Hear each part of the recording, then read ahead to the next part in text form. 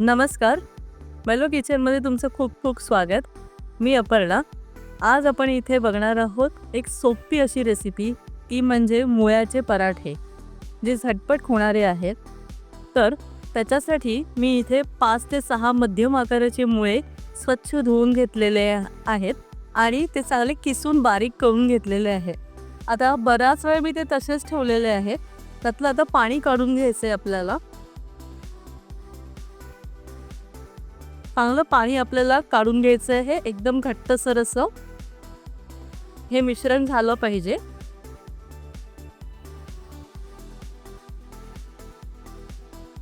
आता याच्यामध्ये आपण वेगवेगळे मसाले घालणार आहोत, जसं की हळद, मीठ, गरम मसाला, धणे जिरे पावडर, आमचूर पावडर, काळी मिरी, हे मीठ, मिरची पावडर, पाव चमचा हळद, थोडंसं हिंग, पाव चमचा गरम मसाला, अर्धा चमचा धणे पावडर, पाव चमचा जिरे पावडर, काळी मिरी पावडर, चवीनुसार मीठ. हे चांगलं आता हलवून घेऊया.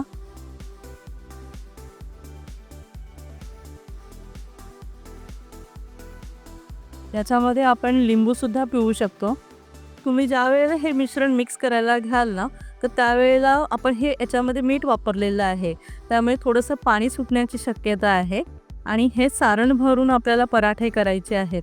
तर त्यासाठी एक खास टीप आहे, थोडंसं सुकं पीठ आहे ना याच्यामध्ये भुरभुरायचं, की जेणेकरून जे जास्तीचं जे पाणी सुटलेलं असेल तर ते पिठाने खेचून घेतलं जाईल. आपलं मिश्रण तयार झालेलं आहे. आता आपण पराठ्यासाठी पीठ मळून घेऊया. इथे आता आपण पीठ मळून घेणार आहोत, तर त्यासाठी इथे मी 1 वाटी हे पीठ घेतलेलं आहे, गव्हाचं पीठ. तर त्याच्यामध्ये थोडंसं टाकायचं आहे. नेहमी मळतो त्याप्रमाणे कणिक मळून घ्यायची आहे. आपलं सारण कसं झालं आहे, थोडंसं ओलसर आहे का, की व्यवस्थित घट्ट झालं आहे, त्याप्रमाणे आपल्याला ही कणिक मळून घ्यावी लागेल.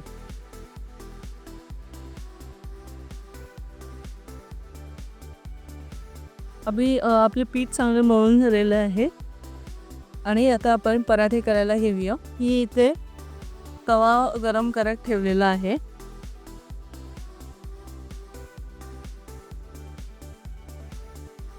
चांगली पारी करून घ्यायची आहे.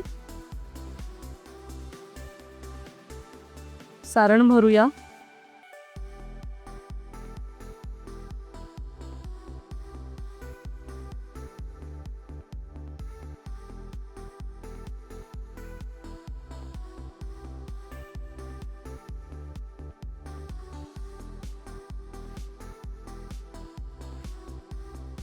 चांगलं सील करून घेतलेलं आहे आपण हे.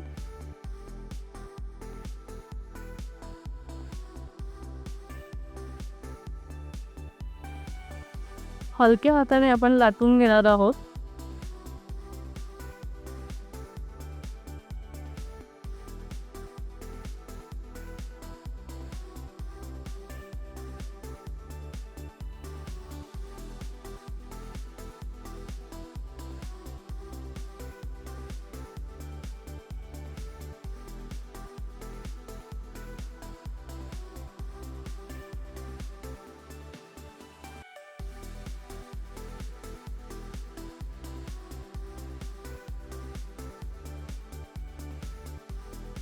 आपला पराठा झालेला आहे. आता शेकवून घेऊया. थोडंसं तूप आपण घ्यायचं आहे. तूप वापरणार आहोत.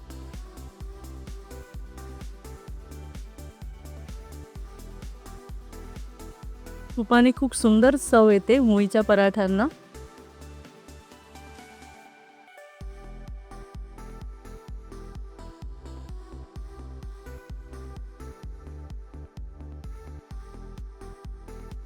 अशा प्रकारे आपले सगळे मुळ्याचे पराठे बनवून झालेले आहेत. असे हे झटपट होणारे मुळ्याचे पराठे हे मुलांच्या टिफिनसाठी, नाश्त्यासाठी, तसेच आपण जेवणासाठीही बनवू शकतो आणि ह्याचा आनंद घेऊ शकतो. तर नक्कीच हे मुळ्याचे पराठे तुम्ही करून बघा आणि आमच्या मॅलो किचनला लाईक, शेअर आणि सबस्क्राईब करा. धन्यवाद. अन्न हे पूर्ण ब्रह्म.